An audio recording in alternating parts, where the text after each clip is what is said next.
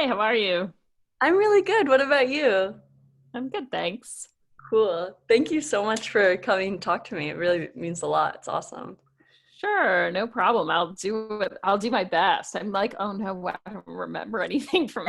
You'll see. Well, no pressure. Like whatever you remember, and if things come back to you later, you can always let me know then too. So, Okay, great. I guess I'll start by saying it is February 19th, and we are here to talk about common lives, lesbian lives. And my name is Juno Stilley, and if you could begin with saying your name and where you're located right now. Sure. My name is Cathy Halley, and I'm in Chicago right now. Cool. um, okay, so I guess we can get started if you want. How how did you first learn about Common Lives, Lesbian Lives, and how did you first get involved with it? That's a great question. I probably saw a flyer somewhere, I'm guessing, although it may have been word of mouth. I moved to Iowa City for graduate school. I had been living in San Francisco this was in 1991, in the fall of 1991 or the summer of 1991. And I'd been there for a little while in Iowa City. I was working at the bookstore at the student union. And so I had friends that were there who probably knew about it and maybe told me about it. But I wound up going to this open house that was in at the time, Common Lives was housed in, it's this blue building across from the student union. I think it was called the Women's Resource and Action Center. Mhm. I think that's what it was called, RAC. Yeah, that's what I heard from some people. Other people, so it's not.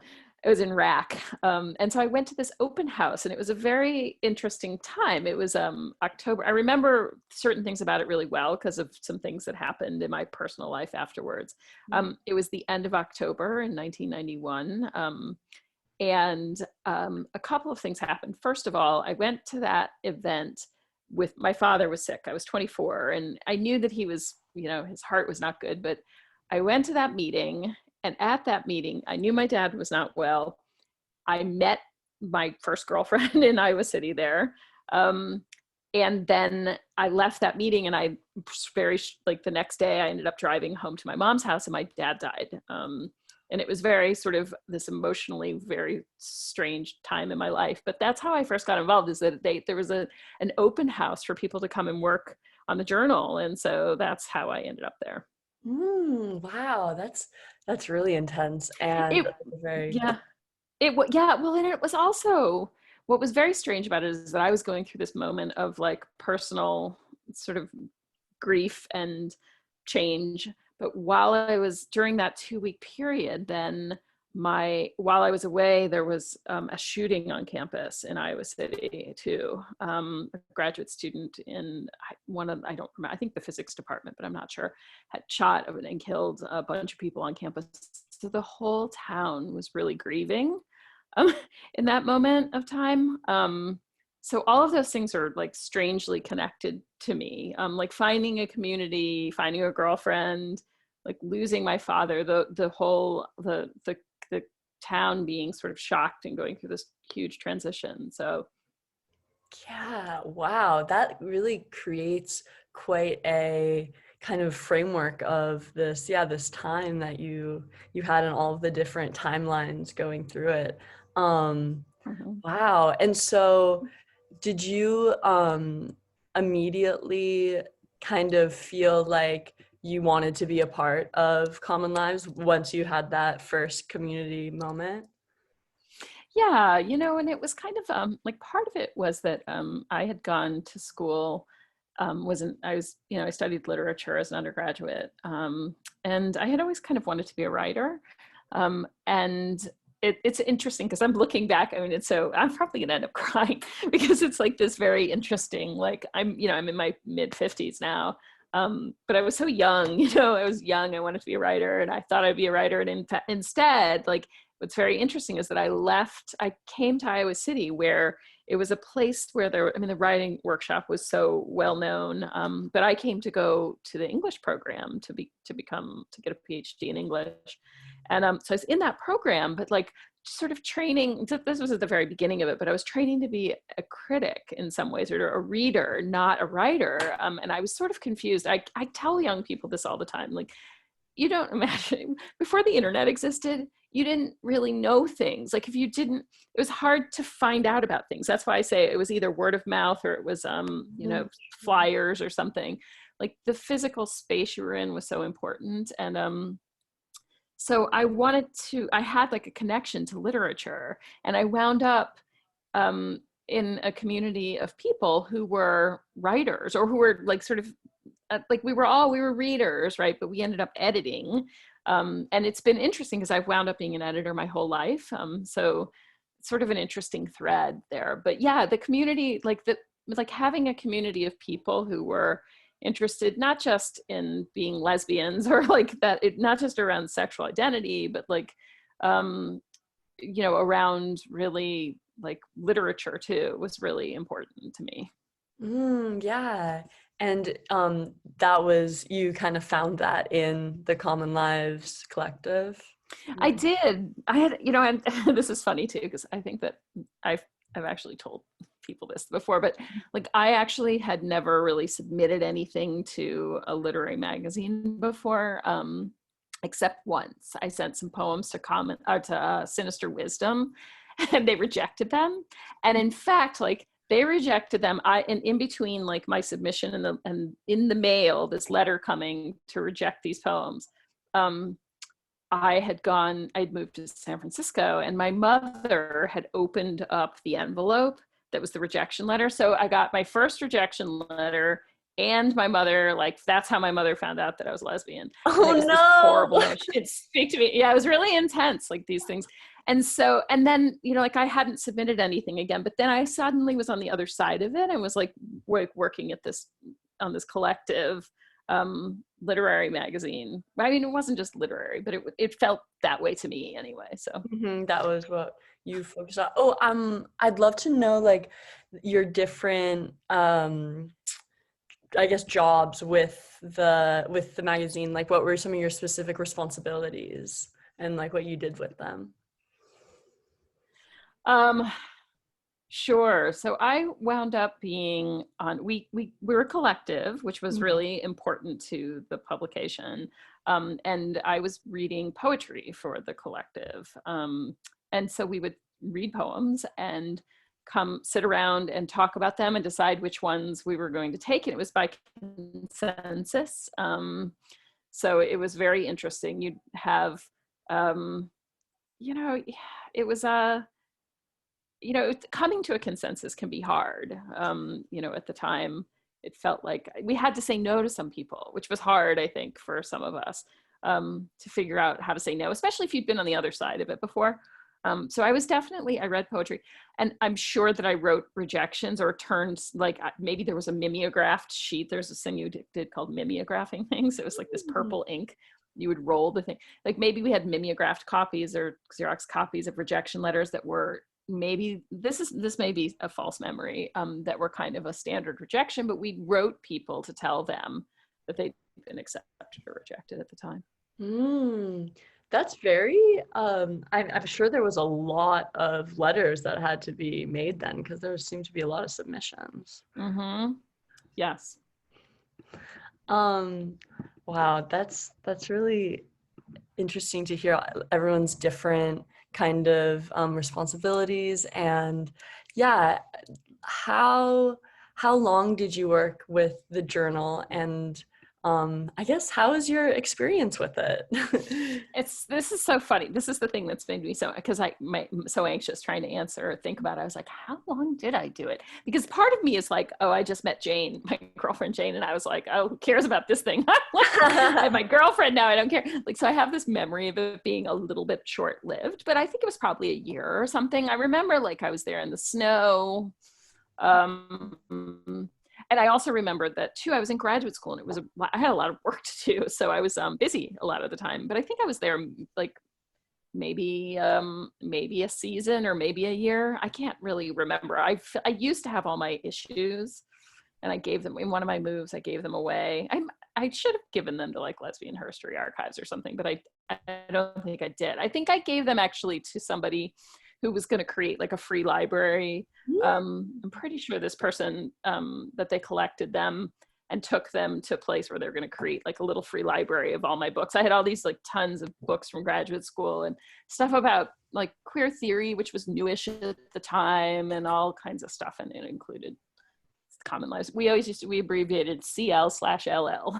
Yeah. Common Lives That's Lesbian. what we've been doing. Maybe that was yeah. Mm-hmm. But that's great. That a collection of your readings from the time. I bet that's a very cool little collection or library. What was particularly memorable about your work with the journal?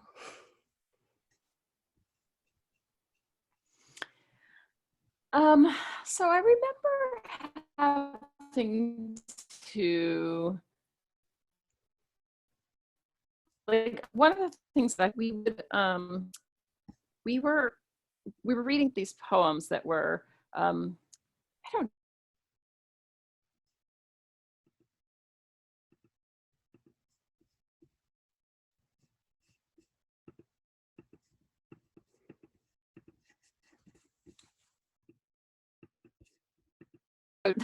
so different that like just the words people used to talk about themselves, like gender identity was like just maybe like weren't very many people talking about that publicly. It was kind of, and the way people talked about it was so different. And so like I remember we wanted to publish lesbians. Remember that. I also remember that we wanted people in their bios to identify themselves in terms of their racial or ethnic background, and if they were white, we wanted them to say they were white, and that they were from that their family came from, I don't know, Germany or Ireland, or I'm Greek American, but like we were asking people to really like think about that a little bit. And that was always something that stood out to me, like, oh, right, we did that. And, you know, we also were always trying to find and make sure that we were trying to publish a diverse set of voices. We were really conscious of that.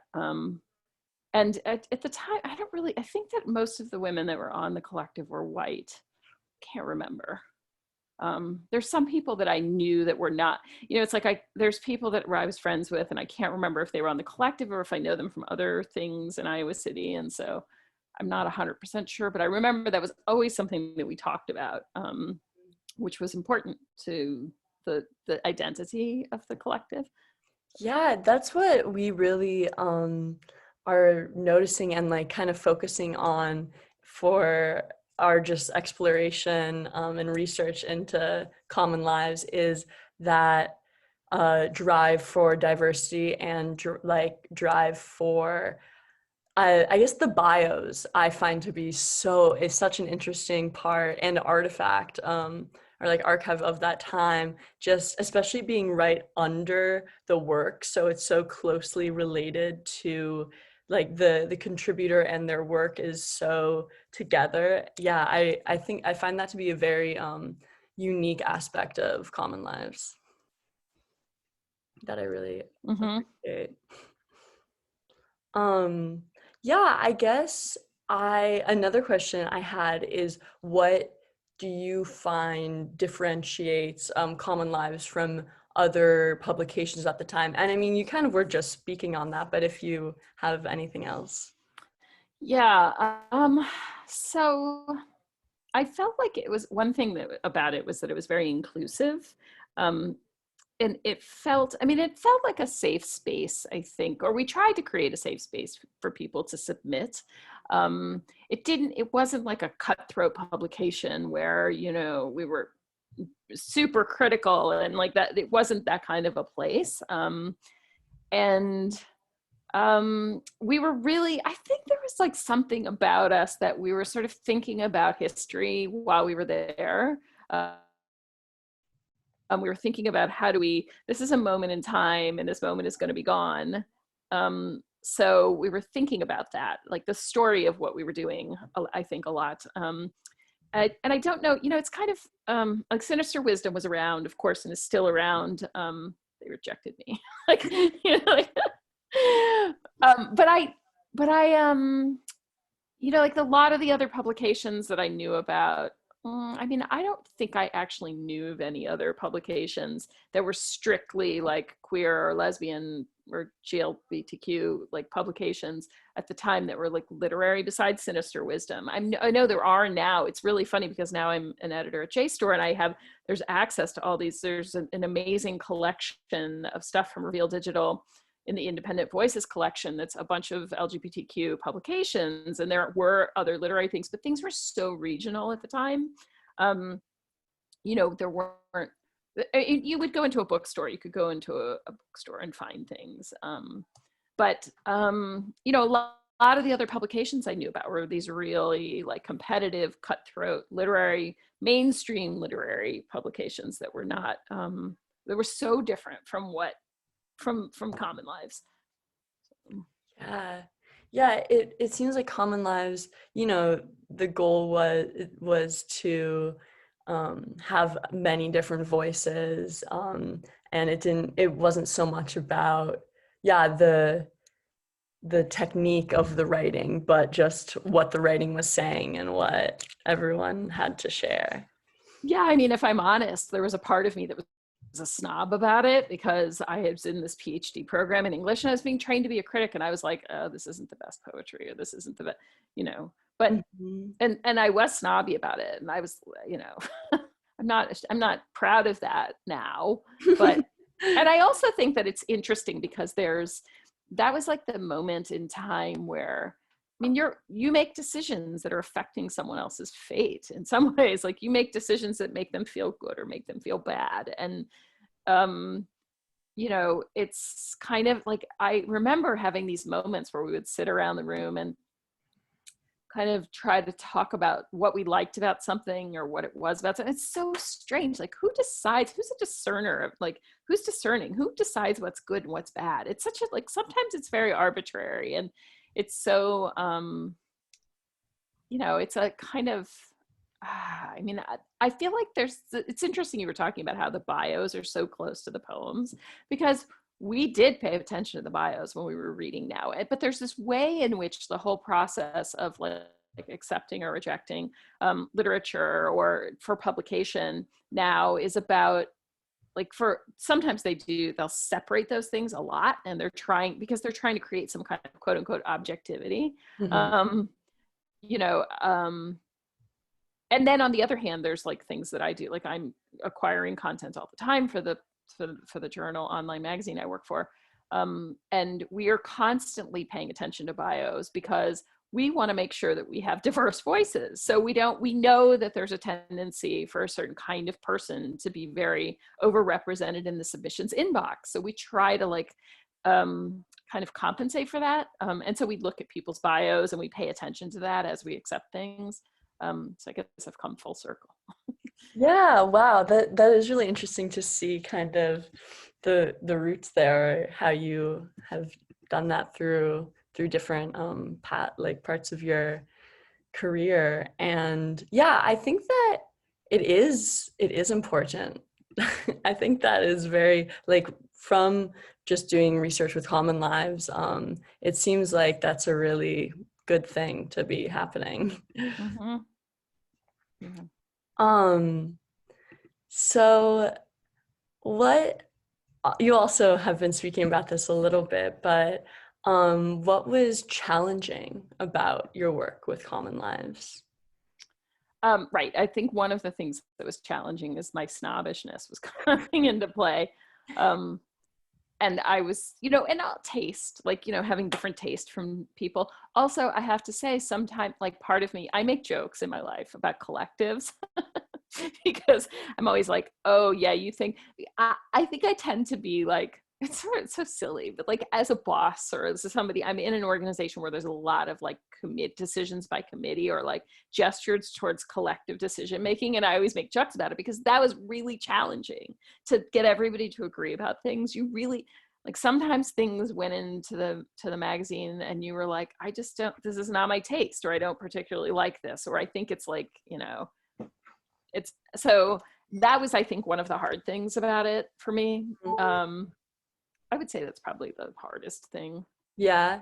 And would you find yourself often kind of just like holding on to, you know, what you believed in the collective, kind of saying, no, I don't think this piece should go in, or I really do, because it had to be a full consensus. So I'm sure there was often times when one or two people would be against something that everyone else was for, and would there be conversation about that and like have to come to an agreement?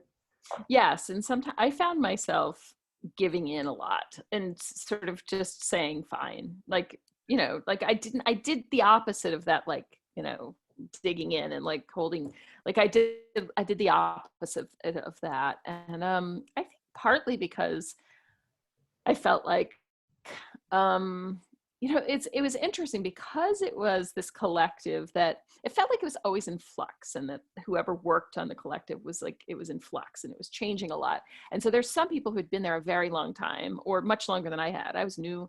I felt like I didn't feel a sense of, I felt like I was part of a team, but not like, I didn't feel like ownership over it in a way. And I felt sometimes like there were elders, or not even if they were, you know, not necessarily, I guess maybe they were probably all older than me because I was quite young at the time. I was only 24, but those people I felt like had been put more time in and sort of had more stake in it than I did. And so I definitely felt like I would defer to other people's opinions. Yeah, kind of just for the better of the situation and, you know, the moment. Mm-hmm. Yeah. Well, and we all have oversight, you know, like you can't see everything. So I think that was part of it too, you know. Yeah, yeah. So let I'm also wondering, I'd love to hear more about like the community around I guess the kind of Iowa City, and kind of more whatever you're willing to share, like more personal experiences with the community, kind of what made that moment special. Oh, I'm still friends with a lot of those a lot of the people that I met there. It's funny. Yeah, you know, I mean Facebook has probably had something to do with that, of course. Like I'm Yes, friends with it's a huge thing. my first friend is my friend on Facebook. But I don't, like, part of it is that I'm now in Chicago. I was in New York for a long time, and there were some people in New York who um that I moved there to be with them because they were my friends. But now in Chicago, and then I came back to Chicago, and there were all these people who had been around Iowa City who wound up in Chicago because it's close. So, and the community's small, you know, it's small in Chicago. A lot of the lesbians I know from Iowa City. And everybody ended up dating each other. Although I sort of tried to stay out of that a little, like a lot of it was that, but it was also, you know, there were, it was, it was a, it was a really tight knit community. People were like, one of the things that Iowa City was great. When I was living in San Francisco at the time in Mhm. 1980, 88, 89, 91. San Francisco was amazing to be queer in. Like then it was great. It was not the city it is today. Like I've been back to visit every once in a while. I'm like, what is this? It's like just a totally different kind of person. Silicon Valley was not Silicon Valley at the time. It was not like the city was funky and great. Yeah. And very queer, like in a way that it's not, I think, anymore. So I was leaving San Francisco to go to Iowa City, and some people were like, are you nuts? But I actually met some people and they were like, no, you'll see, Iowa City's great. And Iowa City felt like a wonderfully safe place to be queer, Mm. interestingly. Now, I don't know, like I was part of the university.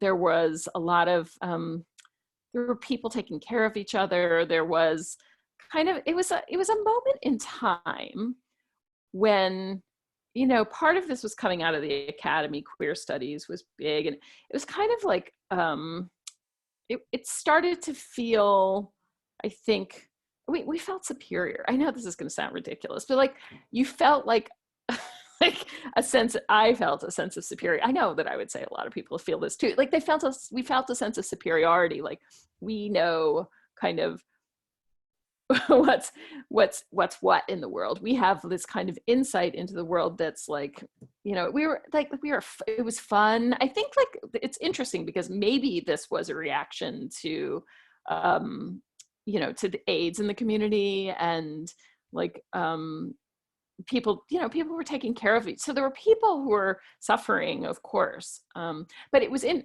the city. I remember in the city that was much more of a presence than in Iowa City at the time. I was like, I didn't, there was like this sense of like, the 620 was this club that was in Iowa City at the time. It was a dance club. Okay. My best friend bartended there. And a lot of people like we would go dance, and just like we had like it was a lot of fun. Everybody blow off steam, and so there was like that part of the community, but also there was like this intellectual side of things where like queer theory was coming into the academy and it was taking hold. And like, my dissertation director was somebody who had been like hired to teach queer theory. So there was this way in which it was like, it was fun. I talk to people about this. Sometimes we talk about how there was it was at this moment in time when it was like something, it felt very, it was starting to feel safer to be queer, but but it wasn't ubiquitous. It was still like, there was like, now it's like a little bit of, it's like we were like free and out of the closet. That's what it felt like. We were like, there was a celebratory sense to it.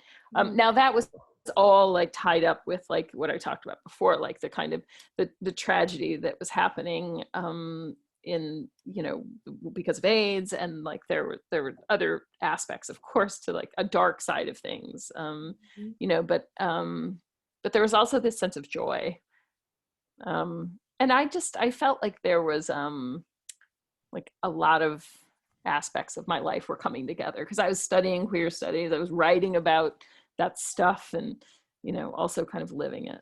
Yeah, that's kind of a long answer. well, that's awesome. I love that.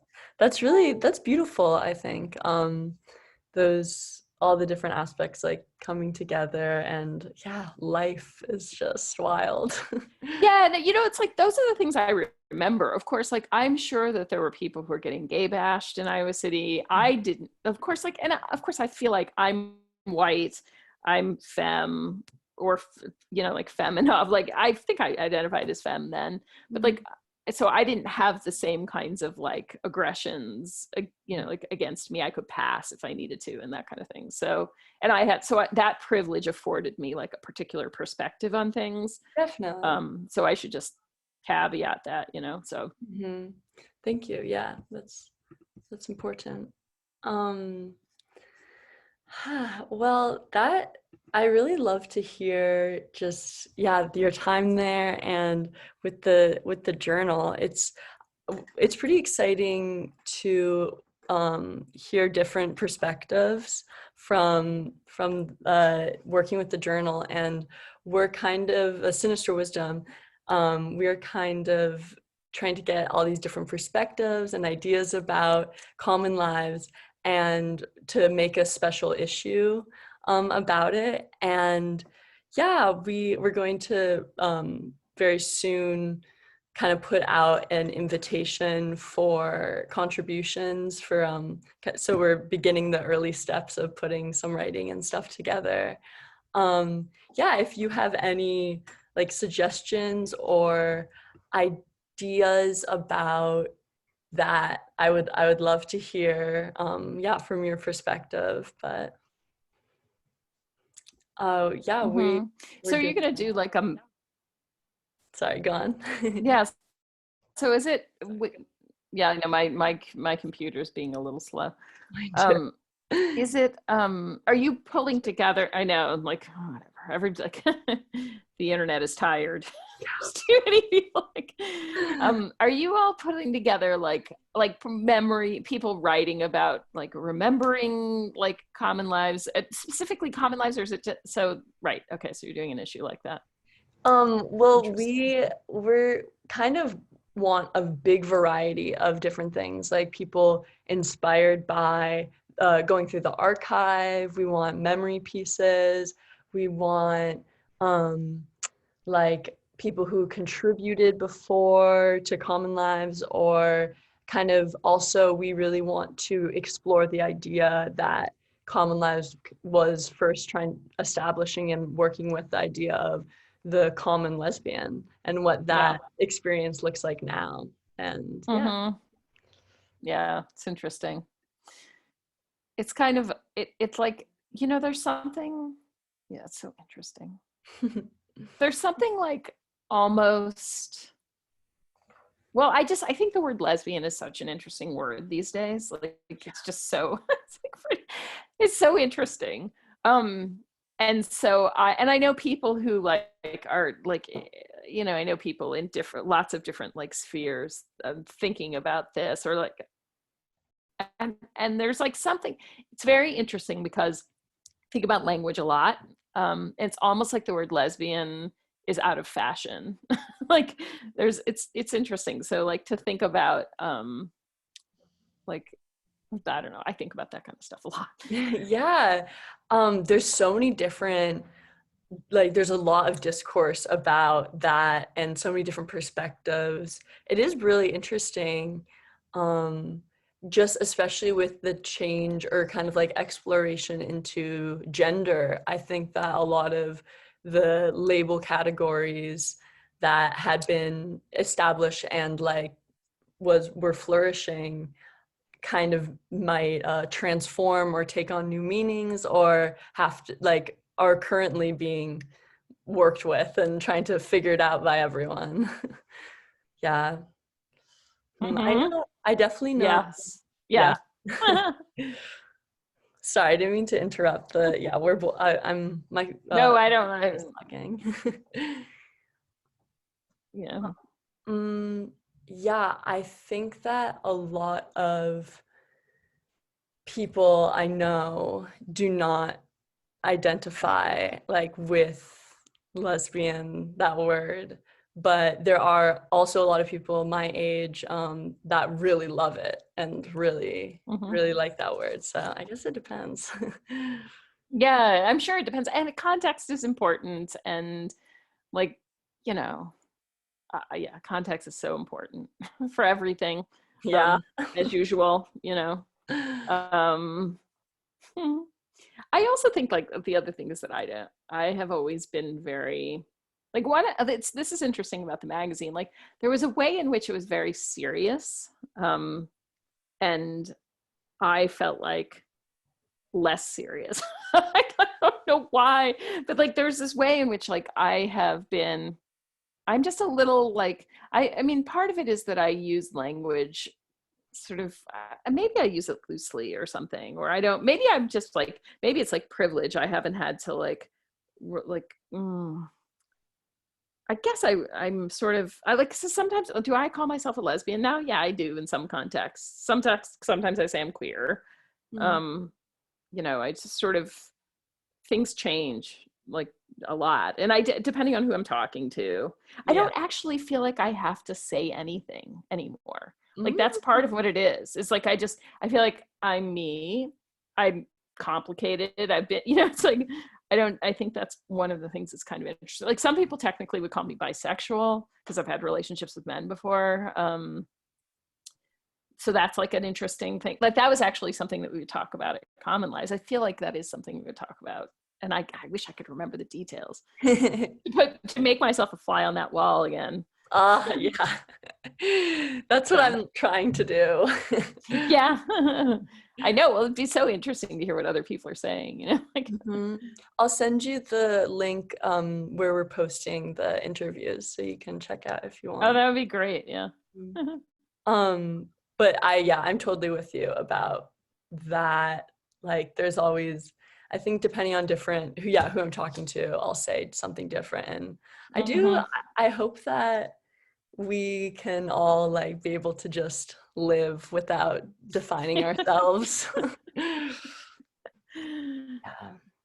My mother said to me when she opened up my rejection from Sinister Wisdom, I came home from work and I was working at this place, Chronicle Books. I came home and my roommate Amy said to me, "Your mother knows. You got to call her." And she handed me the phone, and it was like one of those old black phones with the, like it was a push button phone with a. She handed me the phone and she's like, "You have to call your mother." So I called my mother. I had been very close to my mother, and my mother was like, "Kat, I just opened this. You're not a lesbian. You're a beautiful woman." Like the two things are mutually exclusive. Oh my Oh God. my God, it was hilarious. Such a classic line. I ended up using it in my dissertation. I never finished my dissertation, but I started writing it. So That's really, wow. right? Because like the assumption was, Totally.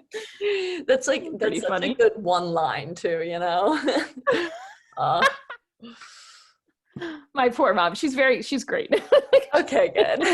I'm glad to hear that. She's 89 years old and like we have a fine relationship. It's good to laugh about now then.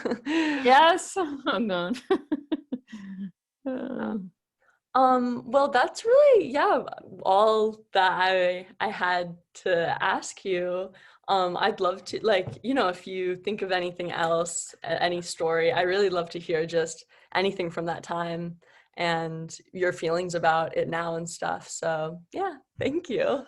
Yes, of course. I just, like one thing that I want to say is that the people that I love people and I mean, well, I don't love all people. I love a lot. I loved the community of people that were there in Iowa City at that time. And I just remember we would have pride parades in a tiny little downtown Iowa City. Like, it was great on the Ped Mall or it was great. And we were happy, we loved each other and we were happy. So that's really amazing. If anyone that you still talk to from that time who is kind of part of this would be interested in talking with me, I'd love to talk. Okay. Yeah.